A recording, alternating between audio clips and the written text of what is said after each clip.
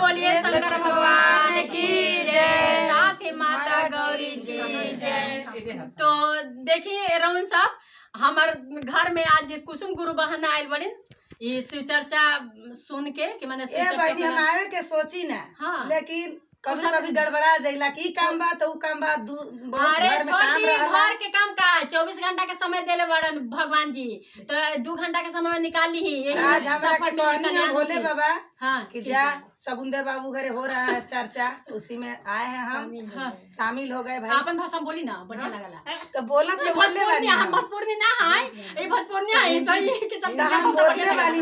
हां शंकर जी से आवे का दिन से बोल दी रौरा सब गुरु बहना लोग के सुनाई, सब गुरु बहना लोग के भी बोलता नहीं। हां कि भाई हम आजू आइल बानी बहुत दिन के बाद। वो हमरा शिव गुरु भेजले बानी तब हम आइल बानी। अच्छा चलिए आज बहुत भगवान भजन देवे जाता नहीं। हाँ अब सब लोगन ध्यान से गाई। आप ना भाषा बोलने में गड़बड़ा बनी।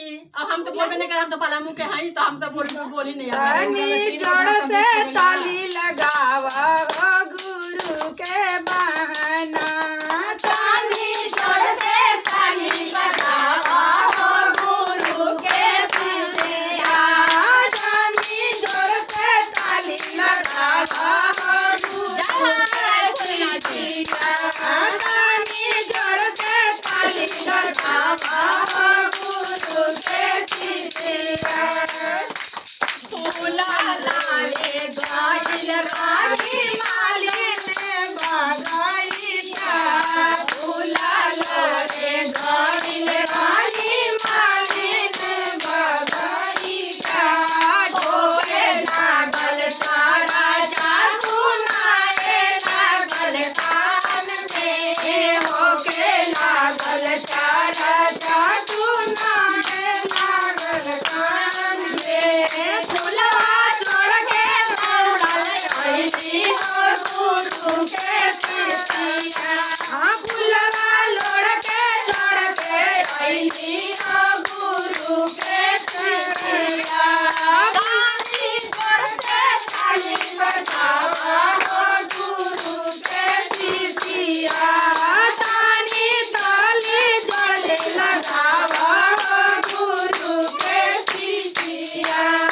भंगवा तोड़े गाइल रानी चरता सुनाए लागल, भंगिया तोड़े गाइल रानी चरता सुनाए, भंगिया तोड़ के जोड़ के अइली हो गुरु के सिया, भंगिया तोड़ के जोड़ के अइली हो गुरु के सिया, भंगिया तोड़ के जोड़ के अइली हो गुरु के सिया, ताली जोड़ से ताली लगावा हो गुरु के सिया, ताली जोड़ से ताली लगावा हो गुरु के सिया।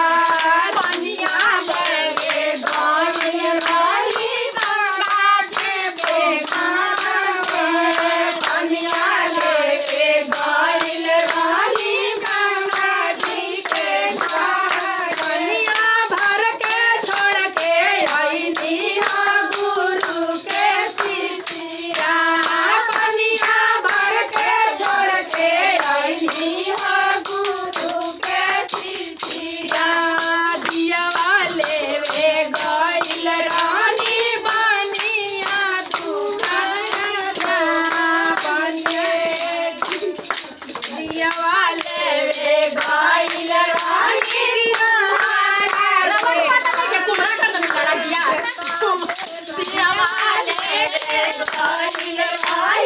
तुम्हारा दुकान, दियावा लेके छोड़ के अइली हो गुरु के सिया, दियावा लेके छोड़ के अइली हो गुरु के सिया।